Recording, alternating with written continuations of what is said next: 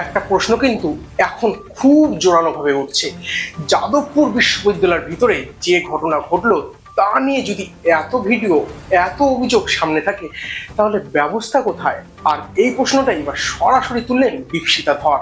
শুভেন্দু অধিকারী বারবার গুন্ডা দমন আইনের কথা বলে, কিন্তু দীপশিতার প্রশ্ন, যাদবপুরের ঘটনায় সেই আইন প্রয়োগ করা হচ্ছে না কেন?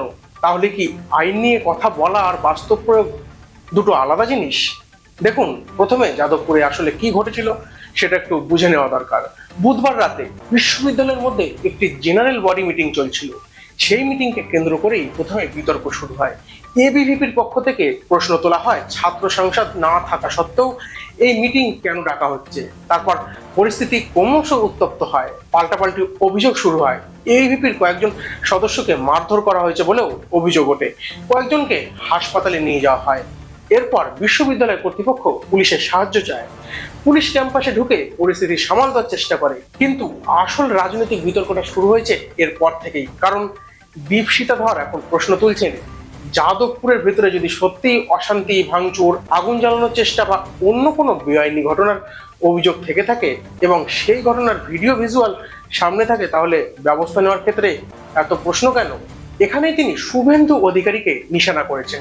দীপশিতার বক্তব্যের মূল কথা হলো, গুন্ডা দমন আইন নিয়ে এত কথা বলা হয়, কিন্তু যাদের বিরুদ্ধে এই ধরনের ঘটনার অভিযোগ উঠছে তাদের বিরুদ্ধে সেই আইন প্রয়োগ করা হচ্ছে না কেন?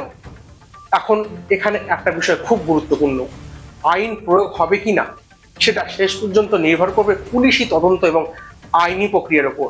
শুধু রাজনৈতিক অভিযোগের ভিত্তিতে কাউকে দোষী বলা যায় না। কিন্তু রাজনৈতিক প্রশ্নটা অন্য জায়গায়। যদি কোনো ঘটনায় এক পক্ষের বিরুদ্ধে দ্রুত ব্যবস্থা নেওয়া হয় আর অন্য কোনো ঘটনায় অভিযোগ থাকা সত্ত্বেও ব্যবস্থা নিতে দেরি হয়, তাহলে স্বাভাবিকভাবে প্রশ্ন উঠবে, তাই না? আর ঠিক এই জায়গাটাই ধরেছেন দীপশিতা ধর। তিনি মূলত বলতে চাইছেন, আইন যদি থাকে তাহলে সেটা সবার জন্য সমান হওয়া উচিত। কে কোন রাজনৈতিক দলের, কে কোন ছাত্র সংগঠনের, সেটা দেখে আইন বদলাতে পারে না। আর যাদবপুরের ঘটনাকে কেন্দ্র করে এখন সেটাই সবচেয়ে বড় প্রশ্ন হয়ে উঠছে। একদিকে এবিভিপির দাবি তাদের সদস্যদের উপর হামলা হয়েছে, অন্যদিকে ক্যাম্পাসে অশান্তি ও বিভিন্ন ঘটনার অভিযোগ নিয়ে পাল্টা প্রশ্ন তুলেছে বিরোধী ছাত্র সংগঠন এবং বামপন্থীরা। তাহলে আসল সত্যিটা কি? কারা প্রথম সংঘর্ষ শুরু করলো? কারা বিশ্ববিদ্যালয়ের ভেতরে ঢুকেছিল? কারাই বা অশান্তি ছড়ালো? এবং পুলিশ কার বিরুদ্ধে কি ব্যবস্থা নিচ্ছে? এই প্রশ্নগুলোর উত্তর কিন্তু তদন্ত থেকেই পরিষ্কার হওয়া দরকার।